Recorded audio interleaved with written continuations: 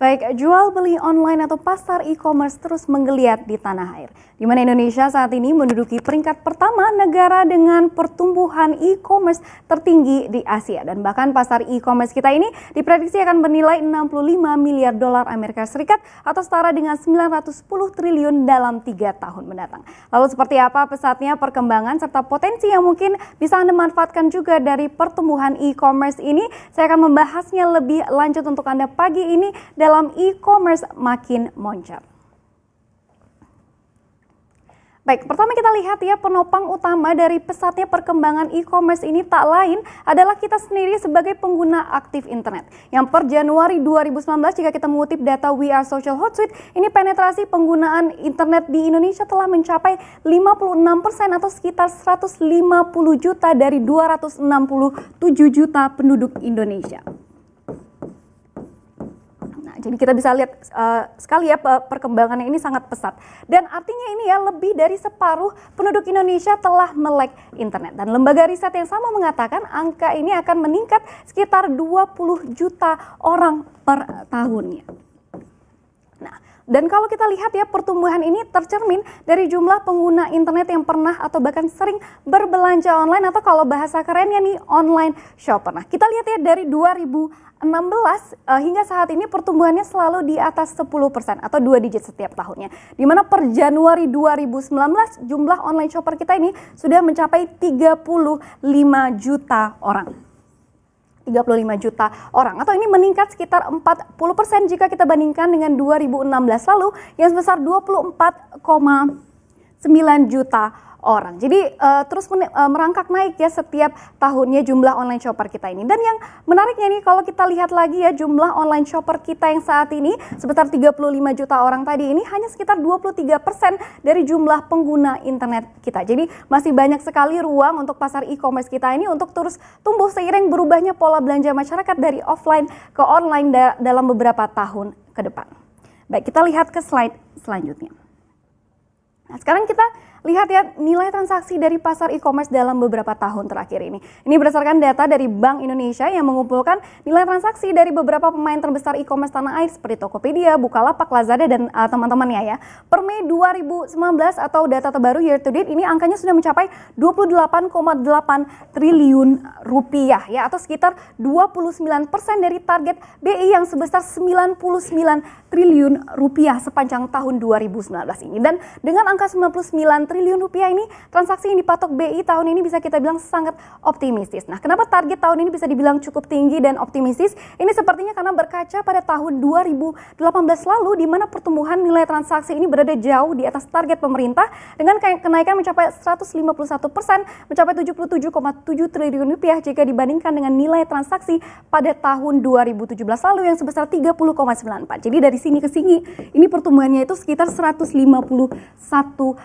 Jadi ini bisa menjadi titik ukur juga ya betapa pesatnya pertumbuhan pasar e-commerce kita hanya dalam waktu setahun terakhir. Dan seperti yang saya sampaikan tadi ya, ini baru 23% dari pengguna internet yang berbelanja online.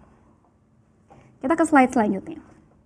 Nah, ini sekarang secara singkat saja kita lihat produk-produk apa saja yang diincar masyarakat pada toko-toko online ini.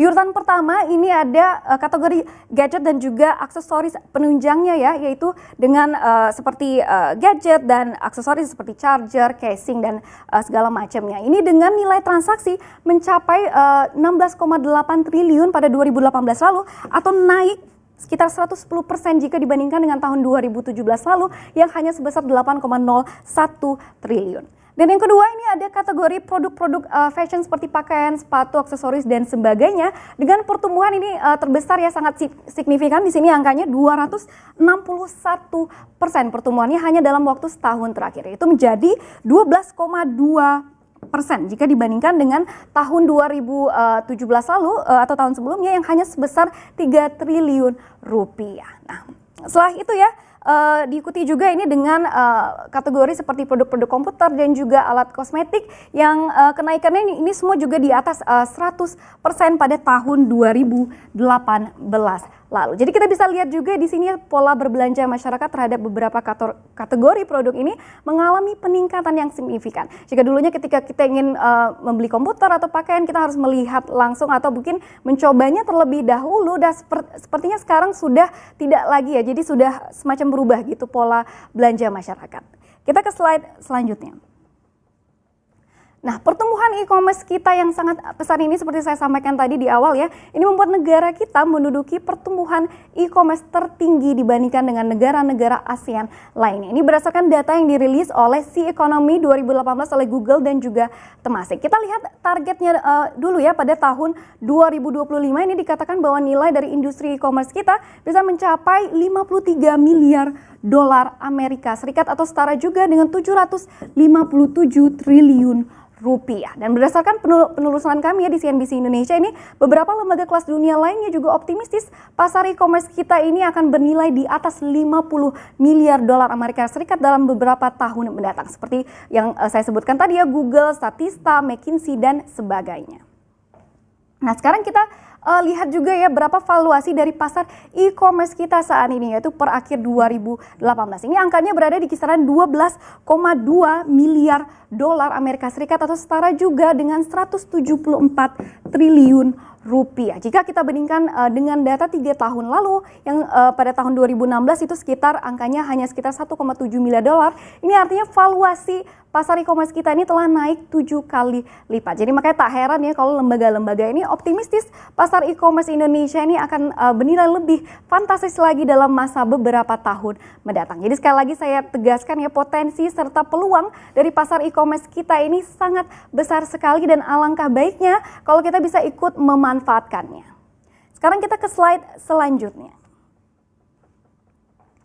Nah, jadi kalau bisa kita simpulkan ya, e-commerce ini menjadi salah satu motor penting dalam pertumbuhan perekonomian kita. Di mana sebagai informasi juga ya, ini sumbangannya terhadap produk domestik bruto kita atau PDB terus meningkat setiap tahunnya. Dan per 2017 ini angkanya sudah mencapai 125 triliun rupiah sumbangan terhadap PDB. Namun angka ini ya tak sampai 1% sumbangannya. Tapi ini seiring dengan peningkatan yang pesat seperti saya katakan tadi ya, transaksi saja sudah naik 150% dalam setahun. Jadi sumbangan e-commerce terhadap PDB Indonesia ini dikatakan berbagai pihak akan mencapai 2035 triliun pada tahun 2030 mendatang. Jadi dari 125 dikatakan akan mencapai 2035 triliun. Nah, sekarang kita lihat juga ya beberapa tantangan sekaligus potensi dari pertumbuhan e-commerce kita yang sangat pesat ini. Ini yang pertama, ini berdasarkan statement dari Dirjen Perdagangan Dalam Negeri baru-baru ini yang mengatakan produk lokal atau produk made in Indonesia hanya terserap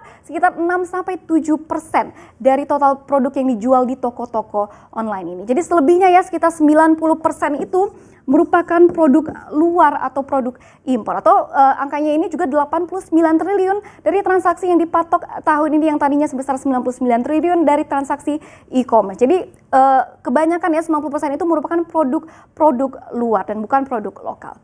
Nah, bisa kita bayangkan ya jika kebalikannya yaitu 90% produk made in Indonesia yang dijual di platform e-commerce, berapa besarnya sumbangan terhadap perekonomian kita dari sektor e-commerce ini.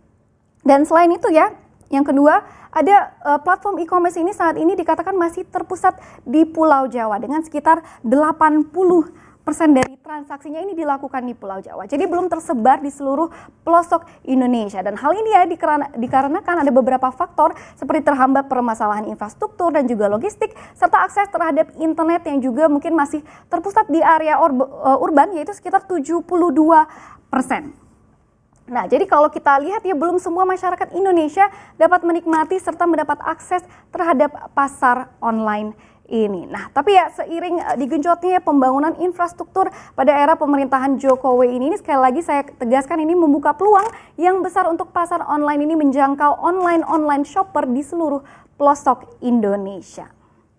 Baik, sekian gambaran pertumbuhan e-commerce di negara kita serta peluang dari pertumbuhan yang dapat kita manfaatkan.